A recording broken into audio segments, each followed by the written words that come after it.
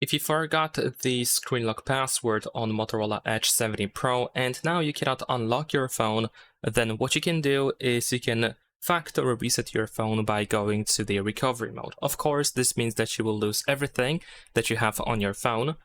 So unless you have a backup, of course. If you do have a backup, then you can later on use it in order to get some data back.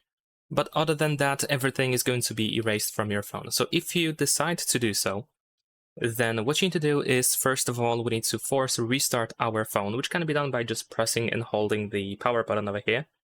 But then once the screen shuts down, immediately you want to press and hold volume down. So first we're going to press and hold the power button, and you just want to keep holding the power button. You might also tap on this screen now and then in order to make sure that you will notice when the screen shuts down. And then we're going to use volume down. There we go. And remember that you have to hold volume down as well. Now here we are in the fast boot mode. We're going to use volume buttons. You can use any of the volume buttons until you see the recovery mode. And once you have recovery mode written on the screen, you want to use the power button to confirm.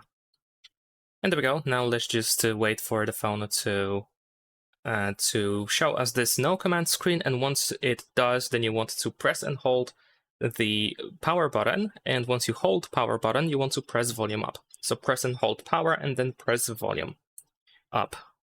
There we go. Now we are in the recovery mode, and in here we should be able to use volume buttons in order to navigate again, and we want to choose the wipe data / factory reset.